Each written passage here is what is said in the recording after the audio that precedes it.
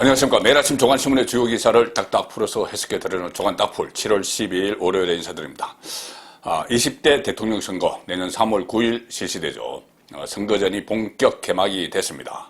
자, 오늘부터 대선 예비후보 등록을 받습니다. 중앙선관위에서 대선 D-240일부터 예비후보 등록을 받게 되죠. 예비후보로 등록을 하면은 여러 가지 선거운동을 할 수가 있습니다. 선거 사무소를 둘 수 있고, 또 현수막, 또 간판도 걸 수 있고, 이 명함도 배포할 수 있고, 또 대량으로 SNS 문자 발송도 할 수 있습니다. 지지를 호소하는.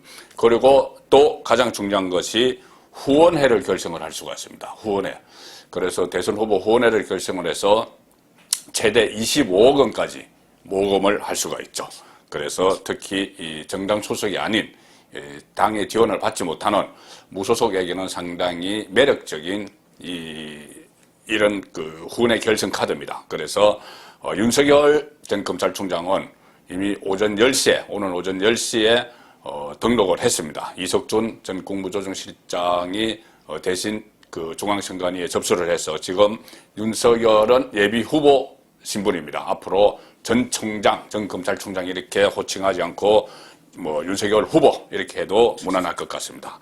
그리고 장외의 빅2 중에 또 한 사람 최재형 전 감사원장, 오늘은 윤석열 전 총장, 윤석열 후보의 예비후보 등록 그리고 행보 이런 것도 관심이지만은 아마도 최재형 전 원장의 정치 행보의 메시지에 관심이 쏠릴 것 같습니다.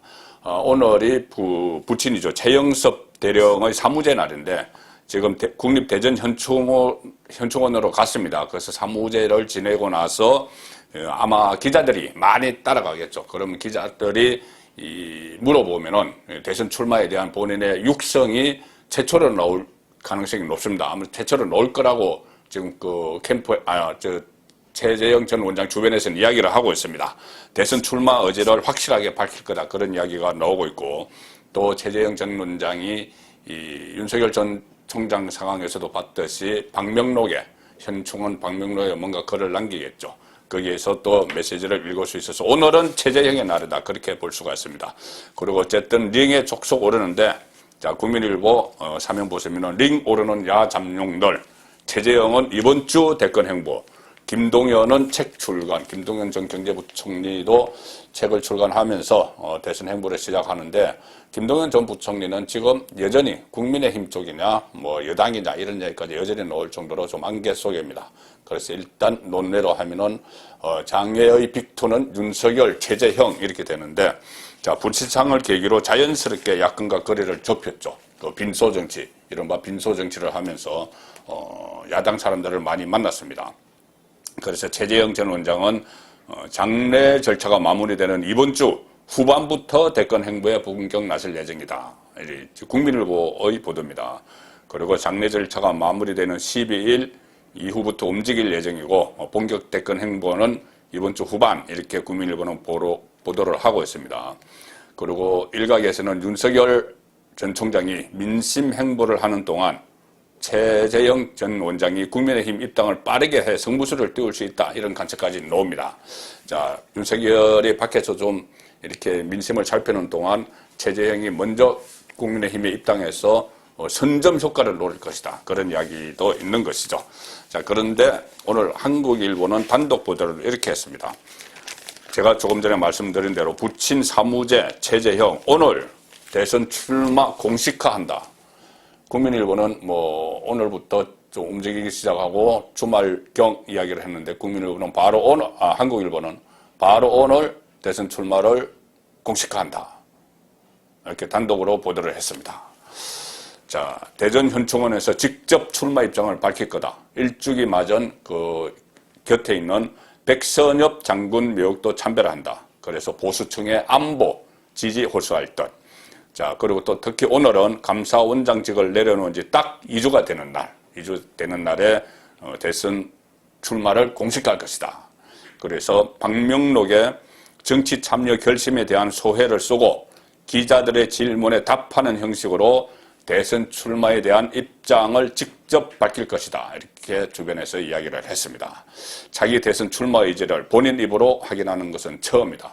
이렇게 공개 석상에서 기자들에게 이야기하는 것은 처음이 되겠죠. 그리고 또 선친이 대한민국을 밝히라 이런 유훈을 받아들고 이를 실현하기 위한 행보에 속도를 내고 있다. 선친의 빈소에서 국민의힘 인사들과 자연스레 인사를 나누었죠. 인사를 나눴으니까는 빈소에서 인사를 많이 나누었으니까는 다시 담내 형식으로 또 최재형 전 원장이 국민의힘 지도부 이준석을 비롯해서 권영세 대외협력위원장 같은 지도부의 담내 형식으로 와주셔서 감사합니다. 그것은 우리나라 정통이죠. 그렇게 인사를 나누는 자리에서 다시 국민의힘 입당 얘기가 나올 수 있다. 자, 이 상황인데 또 최재형 원장의 또 하나의 이 본인의 메시지가 나왔습니다. 뭐냐? 지금 계속 저도 뭐 그랬었고 윤석열 대안 플랜 B 이런 이야기가 나오죠. 그런데 최재형은 그런 말에 대해서 좀 못마땅해 하는 그런 반응을 보였다고 합니다. 나는 윤석열 대안이 아닌 나 자체로 평가받고 싶다. 중앙일보 신면 보도 내용입니다. 자, 최재형. 자, 그 전에 윤석열의 전원 정치 이야기가 나왔죠. 본격적으로 무대에 등장하기 전에 전원에 의해서 여러 가지 이야기가 나왔는데 최재형 전 원장도 좀 그런 코스를 좀 밟는 것 같습니다. 아마 오래 가진 않고 빨리 본인이 전면에 등장을 할 텐데 우선 이런 이야기가 전원 형식으로 나오고 있습니다. 국립대전현충원에서 자기 대선 출마 등 정치 참여에 대한 입장을 밝힐 것이라고 한다. 자, 그리고 이준석, 김기현 원내대표 등 국민의힘 지도부가 직접 빈소를 찾았기 때문에 담내 차원에서 자연스럽게 연락을 주고받을 가능성이 있고 이런 가운데 최재형 전 원장이 최근에 나는 윤석열 전 검찰총장의 대안이 아니다. 나 자체로 평가받고 싶다. 이런 취지로 주변에 이야기를 했다고 합니다. 윤석열 전 총장은 지금 가족 문제 등으로 인해서 검정의 산을 넘기가 쉽지 않겠다. 이렇게 한 사람이 최재형에게 물어봤다는 겁니다. 윤석열은 지금 검정이 참 어려워지고 있다. 그러면 플랜 B 대안이 아니냐 이런 취지로 물어보니 답변이 나는 윤석열 대안이 아니다. 나 자체로 평가받고 싶다. 그래서 플랜 B, 윤석열 대안론 이런 것을 그런 말을 하지 말라 이렇게 된 거죠.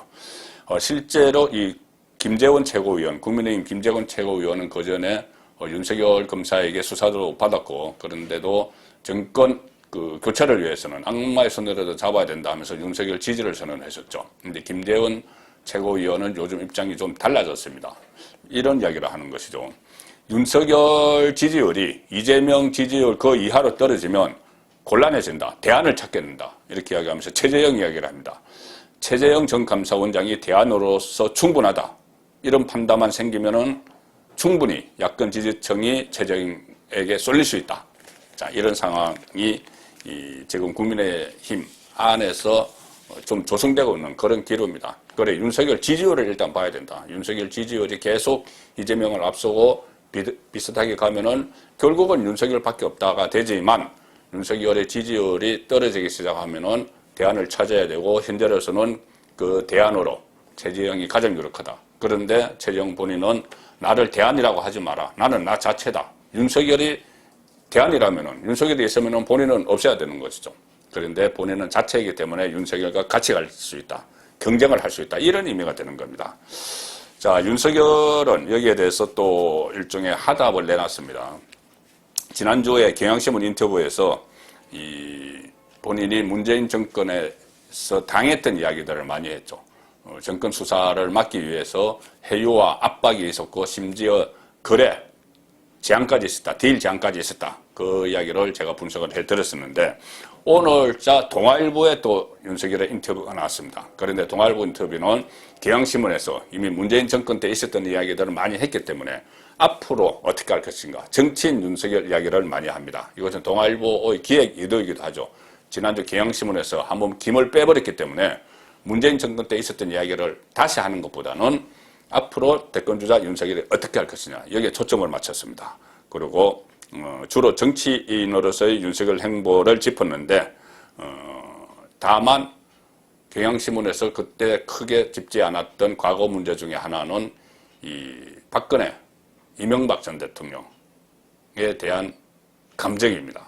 그 수사를 했던 검사로서의 감정을 동아일보가 물었습니다. 일단 동아일보 일면 톱에서는, 일면 사이드 기사에서는 그 본보 인터뷰, 동아일보 단독 인터뷰를 했는데 윤석열, 최재형과 후보 단일화를 포함해서 정권 교체 위해서는 어떤 결단도 내리겠다. 자, 후보 단일화 이야기를 선제적으로 합니다. 물론 뭐 이 동아일보 기자가 물어봐서 나온 대답이긴 하지만, 자, 최재형이 이렇게 되면은 플랜 B 대안이 아니고 후보 단일화 대상이다. 그러면 경쟁 대상이자 협력 대상이다. 이렇게 되는 것이죠.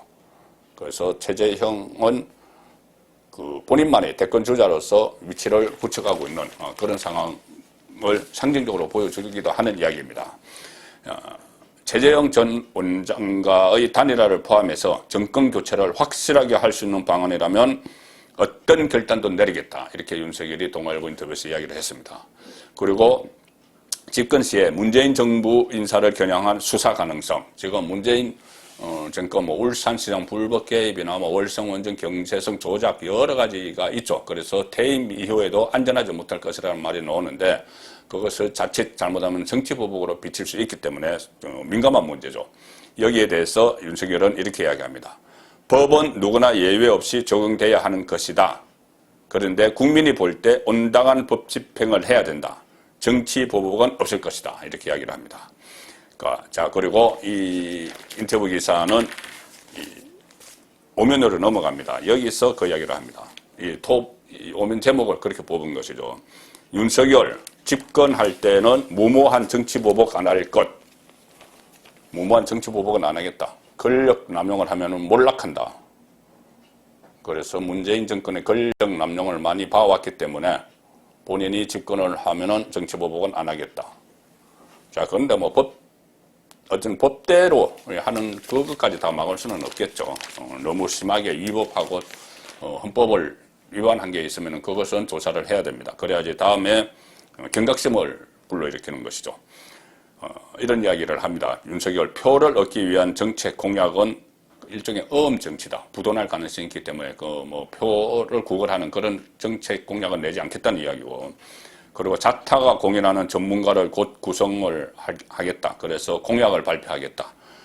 엑스파일 등 근거 없는 비방이 난무하는데 자신이 없었다면 내가 이 자리까지 올라오지 못했다. 다 자신 있다. 다 해명할 자신이 있다는 이야기죠. 그리고 그 아래, 오면 아래 보시면은 이야기가 나옵니다. 윤석열이 전 정권 수사와 관련해서 섭섭함, 원한 이런 것들이 있을 수 있다. 본인에게 충분히 이해한다. 이유, 유하를 막론하고 위로와 유감을 표한다. 이렇게 이야기했습니다. 자, 그러니 이 윤석열 전 총장 여러 가지 메시지도 나오고 언론 인터뷰도 있었지만은 박근혜, 이명박 전 대통령 구속, 특히 박근혜 전 대통령 탄핵에 일조한 그런 부분에 대해서 유감을 표명하고 한 것은 이번이 처음 아닌가 싶습니다. 자, 내용은 이런 겁니다. 일단 박근혜 사면 문제에 대해서는 대통령이 결단할 문제라고 원칙적으로, 원론적으로 이야기했고, 이른바 적폐수사, 그 문재인 정부 초기에 서울중앙지검장으로서 적폐몰이 수사를 진두지휘했죠. 거기에 대해서 이유 여하를 막론하고 저로 인해 가슴 아픈 일을 겪은 모든 분들에게 위로와 유감을 표한다. 이렇게 이야기를 했습니다. 그리고 박근혜 전 대통령 구속, 이재수 전 기무사령관 등 수사를 받다가 목숨을 거는 사람들에 대한 비판, 이것을 어떻게 풀 것이냐 이렇게 물어보니 윤석열 이렇게 대답을 합니다. 질문에 잠시 침묵을 하다가 그분들을 생각하면 마음이 무척 아프다. 이유 여하를 막론하고 저로 인해 가슴 아픈 일을 겪은 모든 분들에게 위로와 유감을 표한다. 이렇게 이야기했습니다. 그리고 이 김용판 의원 있지 않습니까? 김용판 의원, 국민의힘 의원. 그때 국정원 댓글 사건, 그것을 권한이 당시 수석경찰서 수사과장에게 외압을 행사해서 수사를 축소하도록 했다. 그래서 윤석열 검사에게 수사를 받았죠. 자, 김용판 의원이 윤석열에게 사과를 요구한 적이 있죠. 여기에 대해서는 이렇게 이야기합니다. 같은 마음을 전하고 싶다. 그러니까 이유 여하를 막론하고 가슴 아픈 일을 겪은 모든 분들에게 위로와 유감을 표한다. 그 같은 마음을 전하고 싶다. 자, 그래서 이 부분을 제가 왜 또 따로 소개를 해드리냐면은 윤석열이 국민의힘에 입당을 하면은 김용판 의원처럼 이렇게 과거 보수정권 수사에 대한 확실한 입장을 밝히라고 요구하는 의원들이 계속 몇 사람 더 나올 겁니다. 그런 의원들에게 할 수 있는 말이 딱 이거죠. 이유여하를 막론하고 저로 인해 가슴 아픈 일을 겪은 모든 분들에게 위로와 유감을 표한다. 자, 이 정도의 말, 이 정도의 유감 표명을 국민의힘의 기존 세력들이 받아들일지, 그 부분이 앞으로는 또 관전 포인트가 될 수가 있습니다. 검사 생활이 이렇게도 이야기합니다. 검사 생활이 마냥 순탄했던 것은 아니다. 선택해야 할 때도 있지만 수사를 맡도록 선택받을 때도 있는 것이다. 어쩔 수 없이 본인이 이른바 적폐몰이 수사를 하게 됐다. 자, 이런 뉘앙스를 또 담았습니다. 자, 윤석열 예비후보 등록하고 오늘 TK 방문을 추진했는데 코로나 때문에 수년을 했다고 제가 어제 말씀을 드렸죠. 그 기사가 서울신문에 그 보도가 되고 있습니다. 자, 서울신문 이 8면 아래 보시면은 윤석열 오늘 예비후보 정식 등록하고 TK 방문 추진했지만 무산됐고 연기가 됐고 부친상의 최재형 국민의힘과 한 걸음 더 가까워졌다. 자, 윤석열, 최재형 두 사람의 초점을 맞추는 보도들이 오늘부터 계속 쏟아지기 시작을 했는데 그동안은 윤석열 위주였다면은 이제 최재형이 거기에 같이 등장을 하고 있습니다. 자, 이 장외의 빅2가 있죠. 국민의힘 입장에서 보면은 장외에 지지율이 1위를 달리고 있는 윤석열, 그리고 지지율이 올라갈 가능성이 상당히 높은 최재형 두 사람이 있는데 두 사람이 국민의힘에 입당을 하면은 노크를 해서 두 사람이 그냥 가는데 문을 닫아놓은 상태에서 노크해서 문 열어달라고 해서 들어가는 그 형식은 상당히 어렵죠. 유력한 차기 주자 빅2인데 국민의힘이 먼저 문을 활짝 열고 두 사람을 맞아야 되는데 삼고초려라도 해서. 그런데 이준석 대표는 여전히 자강론, 버스 정치 출발, 경선버스 정치 출발 타령만 계속하고 있죠. 자, 그래서 여러모로 이준석 리스크 이런 것들이 거론이 되기 시작했습니다. 제가 이준석 한 달을 평가하면서 말씀드린 대로 이 여성가족부 폐지 문제, 통일부 폐지 문제 여기 상당한 역풍을 맞고 있죠. 거기다가 김종인을 마치 선대위원장으로 내정을 한 듯이 이 대권 야심이 있는 사람들은 김종인에게 매달려라 이런 이야기들이 다 지금은 이준석 리스크로 되고 있는데, 자, 오늘 진보 성향의 두 언론 한겨레와 경향신문이 이준석 한 달을 평가했는데 뉘앙스가 거의 비슷합니다. 부정적인 면을 상당히 많이 부각을 했죠. 물론 긍정적으로 평가하는 것도 있지만 한겨레는 사면에서 파격과 조급 사이 이준석의 한 달, 그래서 36살 야당 대표 성적이 어땠는지 이렇게 하면서 긍정적인 면, 부정적인 면을 나름대로 평가를 하고 있는데 그 중에서 자의적인 평가가 하나 있습니다. 뭐냐 하면, 자, 따릉이 출근의 대변인 토론 배틀 이렇게 해서 당 지지율 1위, 당원 확장 쌍끌이 했다. 이준석이 한 달 동안 당 지지율을 1위로 끌어올리고 당원 확장을 쌍끌이 했다. 자, 당원 확장은 당 지지율에 따라서 당연히 같이 올라오는 것이죠. 그러면은 과연 당 지지율 1위가 이준석 효과냐? 제가 이것은 한번 말씀드린 적이 있는데 이것을 한겨레신문 한국갤럽 여론조사로 이야기를 합니다. 지난주 여론조사에서 국민의힘이 32%, 민주당 32%로 1%포인트 앞섰는데 그것이 박근혜 전 대통령 그 하야 사태, 그 탄핵 사태가 불거진 2016년 10월 둘째 주 이후 4년 9개월 만에 국민의힘이 앞섰다. 자, 그런데 이것을 이준석 효과다. 이렇게 이준석의 한 달 업적이다. 이렇게 보는 겁니다. 그런데 제가 이 자료를 보여드렸다시피 자료를 분석해 드렸는데, 자, 갤럽 기준으로만 보면은 여론조사 기관마다 차이가 있지만 갤럽 기준으로만 딱 보겠습니다. 지난주 32대 31 나왔죠. 그런데, 자, 그렇다면은 이준석이 없었을 때 어땠느냐? 자, 일단 1월 첫 주 보면은 22대 30으로 많이 지고 있었습니다.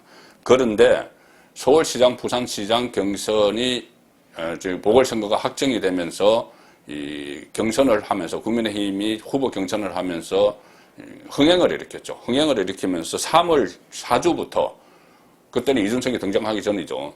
이미 국민의힘은 상승세를 탔습니다. 그래서 3월 넷째 주에 29%나 올라갔죠.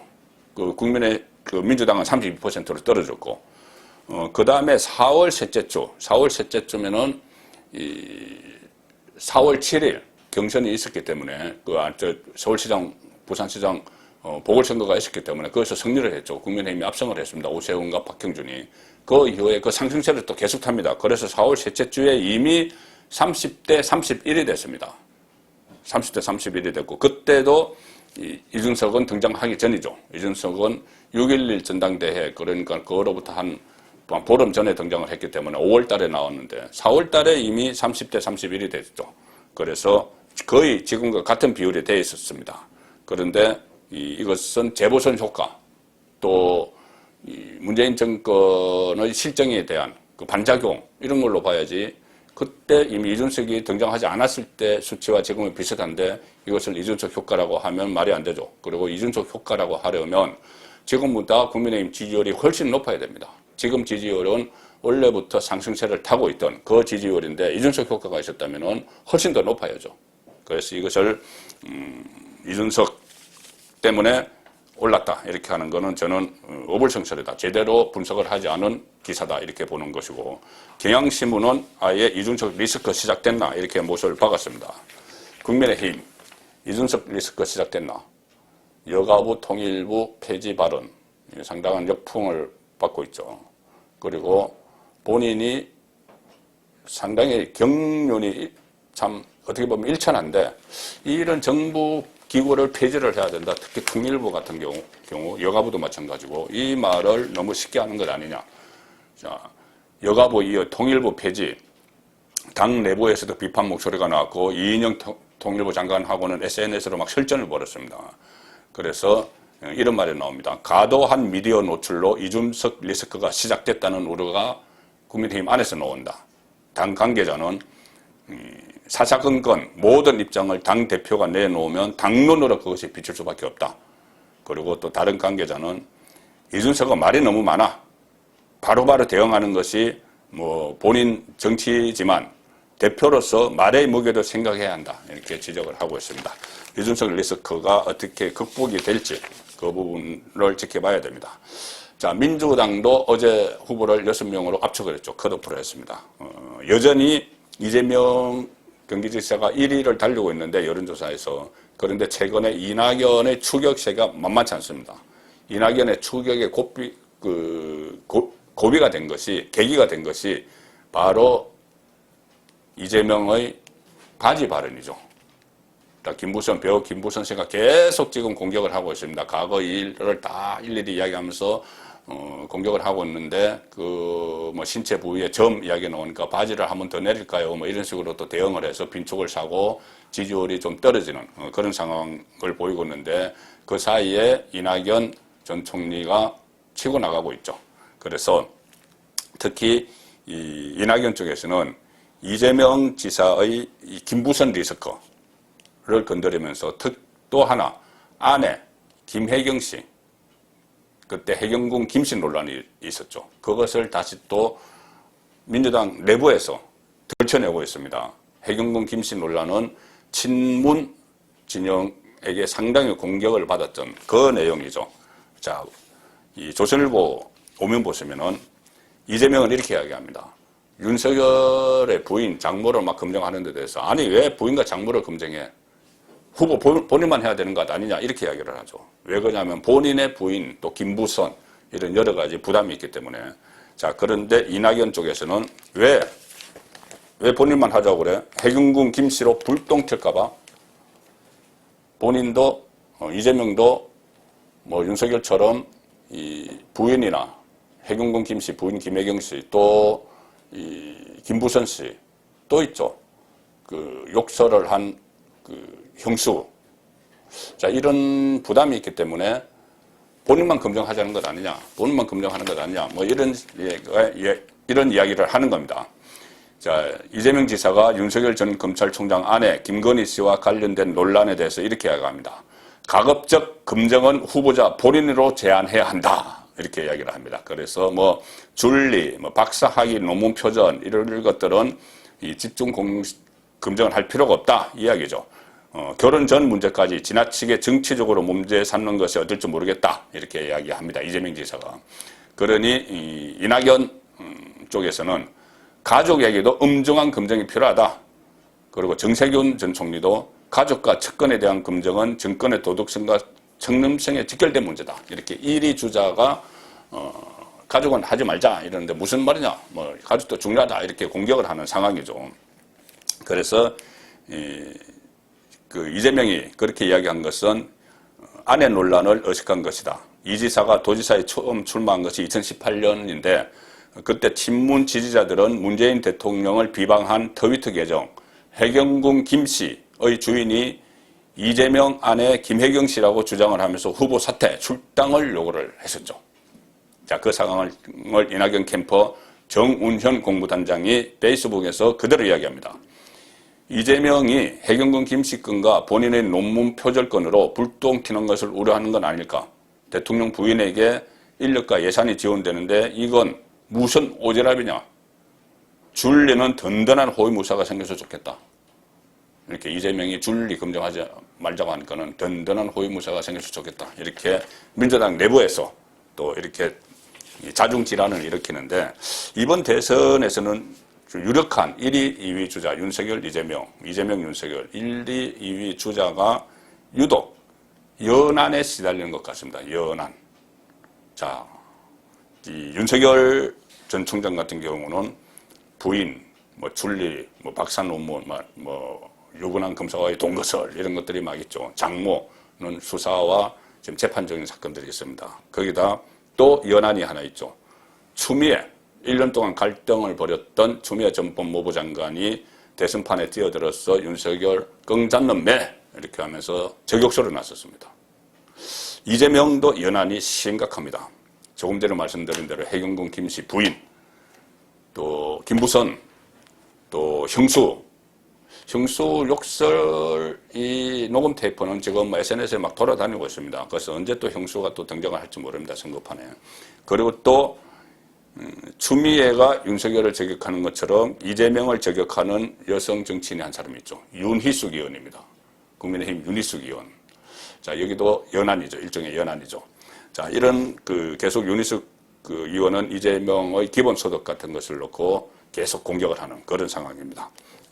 자, 이런 상황이 되니 언론들이 상당히 걱정을 하는데 이게 대선판이 정책 승부, 뭐 정권 심판 이런 것이 아니고 뭐 어떤 일종의 스캔들 뭐 이런 걸로 흘러가니 우려스럽다 이런 우려를 하는데 이 시각은 두 갈래로 갈립니다. 하나는 이 연한 이것이 대선판을 흔드는 자체가 말이 안 된다 이것이고 또 하나는 그래도 후보들이 해명할 건 해명을 하고 넘어가야 되는 것 아니냐. 이 두 가지 논조가 오늘 칼럼에 따로따로 실렸습니다. 조선일보 칼럼 보시면은 태평로 칼럼 배성균 논설위원인데 줄리와 부선이 흔드는 대선 이래서는 나라의 미래가 없다.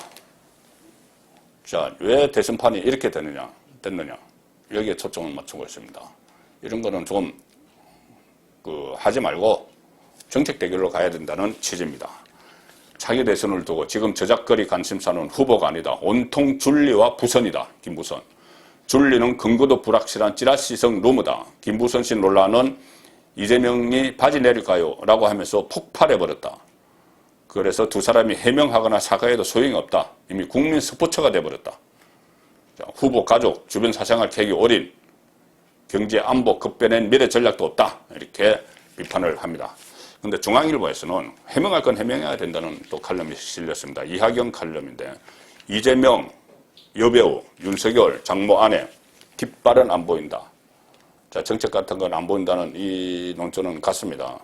그런데 좀 디테일한 부분에서 조선일보 칼럼과 약간 차이가 있습니다. 이렇게 이야기를 하죠. 당연한 검증을 하고 있는데 비상식적으로 후보들이 대응을 한다. 그래서 문재인을 넘어설 가치도 제시 못한다. 이재명은 여배우 스캔들에 대해서 먼저 사실 여부를 솔직히 밝히고 거취를 국민의 판단에 맡겨야 한다. 김부선이 이야기하는 거 일일이 다 해명을 완전히 해야 된다는 이야기죠. 자, 윤석열이 아내 논문 표절 의혹이 제기되자 이재명, 정세균, 추미애 논문 표절 의혹을 거론하는 것은 순례가 아니다. 자, 본인 이야기만 하면 된다는 이야기죠. 그리고 아내 논문에 대해서도 해명을 해야 된다는 이야기입니다. 그리고 장모 문제도 윤석열은 사과할 것은 사과하고 겸허하게 국민의 판단을 기다려야 할 것이다. 자, 여러분들은 어떻게 생각하십니까? 윤석열의 아내 장모 문제, 부인 문제, 또는 또 이재명의 김부선 문제, 또 뭐 형수 욕설 파문 이런 것을 다 일일이 해명을 해야 된다고 보시는지 아니면은 그것은 이 나라를 이끌어가는 데는 실질적으로 큰 그 영향을 미치지 않기 때문에 그런 것은 일단 다 묻어두고 정책 대결 또 국가 비전을 서로 비교해서 경쟁하는 그런 대결로 가야 한다고 보시는지 두 갈래일 것 같지만은 뭐 어느 쪽도 한쪽을 너무 소홀히 하면 안 되겠죠. 완전히 무시할 수는 없어도 국민들이 의혹을 갖는 부분은 일단 어떤 식으로든 정리를 해주고 정책 그래 일단 정리가 돼야지 그 다음에 정책 대결을 하든지 정권 심판론으로 가든지 갈 수가 있으니까는 이 줄리 문제나 이런 것은 후보들이 본인 입장을 분명히 정리를 하는 그 과정은 있어야 될 것 같습니다. 뭐 일일이 해명하라는 건 아니지만 정리를 할 필요는 있다는 것이죠. 자, 그리고 오늘부터 2주간 수도권이 멈춥니다. 야간에 6시 이후에 3인 이상 모임이 금지됩니다.